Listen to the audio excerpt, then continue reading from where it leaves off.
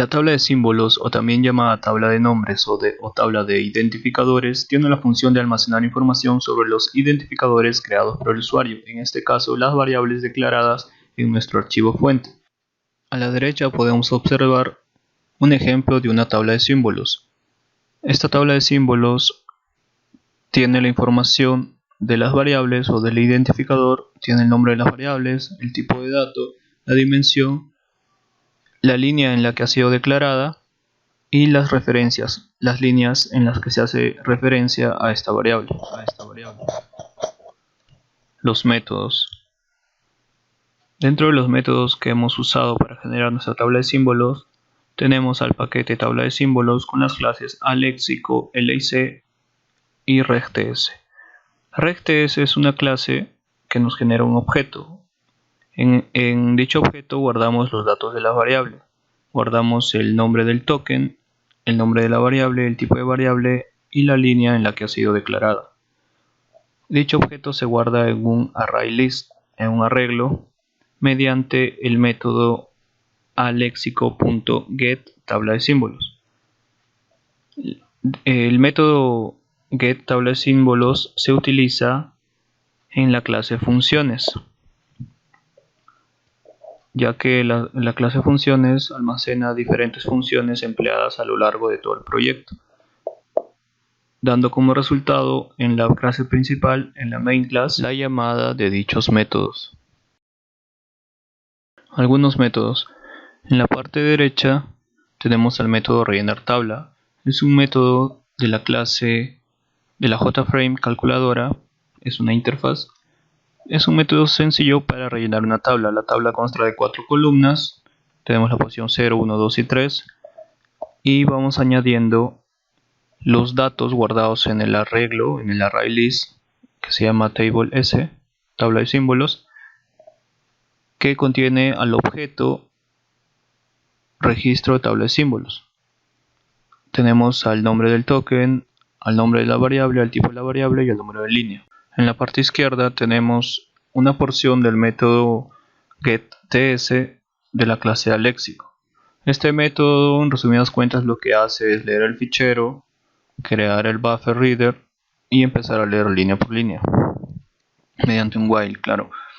Tenemos entonces la línea, hacemos un split entre espacios en blancos, como podemos ver en el ejemplo, tenemos, suponiendo que la línea es entero ABC, tenemos un espacio en blanco, por lo que la posición 0 vendría a ser el tipo de dato y la posición 1, el ABC, serían los identificadores o las variables. Entonces tenemos una condicional que dice si es tipo de dato, ya vamos a ver el método es tipo de dato en el NetBeans, si es tipo de dato, entonces hacemos un nuevo split porque en la posición 1 están los identificadores que pueden ser uno o varios. Hacemos un split de comas en el token 2 y tenemos para el ejemplo unas 3 nuevas posiciones, el arreglo A, B y C. Mediante un for recorremos este nuevo arreglo y lo mismo, tenemos una condicional con el que verificamos si es un identificador válido mediante el método isID. Ya vamos a ver el método isID en el NetBeans, que lo que hace es retornar verdadero o falso si el nombre del identificador es válido, por lo que no acepta caracteres raros como el porcentaje o el arroba. Una vez teniendo estos datos, ya sabemos que es entero y que hay 3 identificadores. Los guardamos en un objeto. Creamos el objeto new, el objeto de tipo registro de la tabla de símbolos. Guardamos el nombre del token, que en este caso es ID. Le ponemos el nombre del token, que es A, B o C para nuestro ejemplo. La posición del token 1, que era 0, que vendría a ser el tipo de dato, y el número de línea es una variable número de línea que nos dice en qué línea ha sido declarado estas 3 variables. Y eso sería todo. Los formularios. Veamos un poco la interfaz gráfica de nuestro proyecto. Bien, una vez ejecutada la aplicación, aquí tenemos nuestra interfaz, es un text area donde se copian los datos encontrados en la fuente, en el TXT de la fuente. En la parte de abajo vemos la secuencia de los procesos, seleccionamos el archivo de fuente, le hacemos un análisis léxico, sintáctico, semántico, se genera el código intermedio y se procede a calcular con el botón calculadora. En la calculadora nos va a mostrar el resultado. En la parte izquierda y en la parte derecha podemos ver la tabla de símbolos y el manejador de errores. En este caso los tres campos están vacíos ya que no se ha cargado ningún archivo, pero esa es la estructura de nuestro proyecto. La ejecución. Ejecutamos el proyecto para ver los resultados y podemos observar que en la parte de la izquierda tenemos los datos del archivo fuente que han sido copiados al text area que posee la interfaz de la calculadora. Vamos al botón calculadora, calculamos y podemos observar que muestran los resultados. En este caso era una operación sencilla, se pedía hallar el importe es precio por cantidad más el 18% del IGB, nos muestra el resultado y en la parte derecha está nuestra tabla de símbolos, la parte que nos interesa a nosotros, donde podemos ver que tiene tres entradas, tiene tres valores, tres variables, precio, importe y cantidad. Las dos primeras, precio e importe de tipo double, porque ha sido declarado como real, y la otra de tipo int o entero. Como podemos constatar, en la línea 2 y 3 han sido dadas las declaraciones, por lo que también se almacena el número de línea.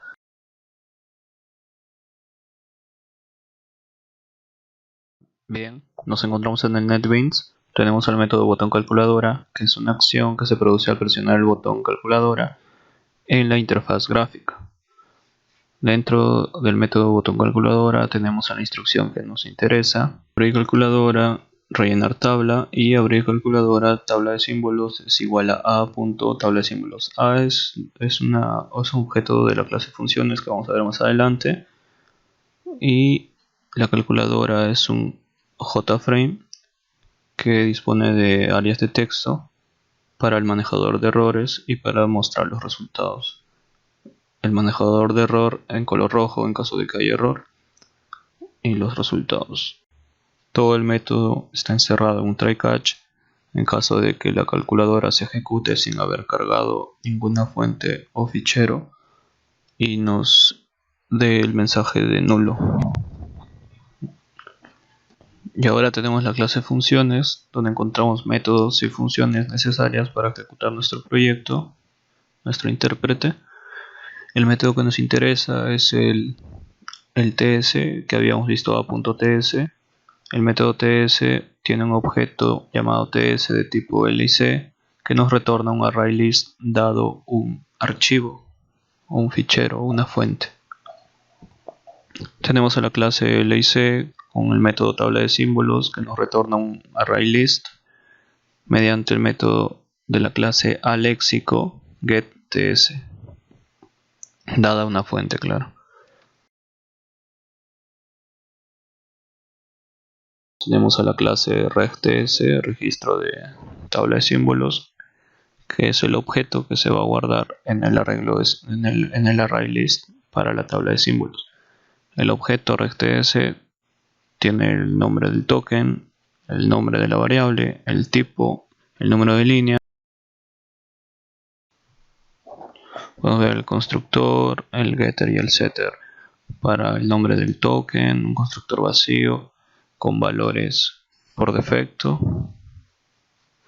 y los demás getters y setters necesarios para obtener la línea, el nombre, el tipo de dato, el número de la línea, en qué líneas ha sido declarada la variable, etc. Y ahora tenemos la clase aléxico. Es una clase que hemos ido desarrollando durante el curso. Tenemos métodos como separa por comas, por igual, por suma, por asterisco, por slash, paréntesis, izquierdo, derecho, pero el método que más nos importa es el getTS para armar nuestra tabla de símbolos. Es una función que retorna un ArrayList de tipo regTS, el símbolo que ya hemos visto, y para ello necesitamos leer el archivo fuente. Creamos el file reader, el buffer reader, y mediante un while leemos línea por línea nuestra fuente, en este caso nuestro archivo txt.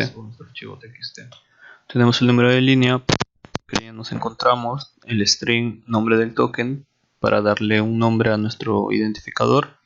Tenemos el arreglo, el token 1, que es un split de caracteres en blanco, de espacios en blancos, lo cual nos indica que la línea empieza con una declaración de variable, ya sea entero, doble, real. Es por ello que tenemos una condicional, que si es el tipo de dato, la posición 0 o la primera palabra, entonces hacemos un nuevo split, ya que lo que continúa en la línea significa que son las variables que se van a declarar. Como explicamos en el PPT, hacemos el split de las comas, tenemos un nuevo el token 2, que es otro arreglo, hacemos un for para el token 2, vamos a ver cuántas variables se están declarando y si la variable cumple con los parámetros del ID, entonces agregamos, creamos el objeto para nuestra tabla de símbolos y lo agregamos en nuestro array list de la tabla de símbolos. El objeto contiene el nombre del token, la variable, el nombre de la variable, el tipo de dato, entero, real, doble, float y la línea en que se encuentra la declaración. Por acá tenemos a nuestra función booleana de tipo de dato, una función desarrollada en clase que contiene los tipos de datos admitidos en un arreglo y mediante un for compara si el token coincide con alguno de los tipos de datos que acepta el intérprete, retornando verdadero de ser así y falso si es que no encuentra coincidencias.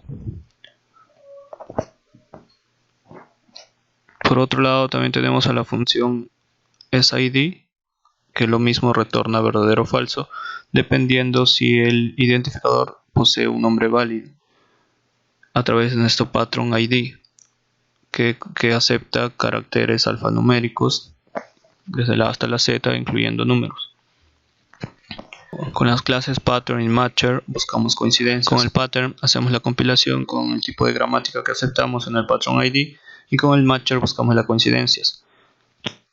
El matcher nos devuelve verdadero o falso en caso de que coincida o que no, y eso lo retornamos en el método. Ahora realizamos una ejecución para ver los resultados de nuestra calculadora. Se ejecuta el programa, damos en abrir archivo, cargamos una fuente, damos en calculadora y ahí podemos observar nuestra tabla de símbolos.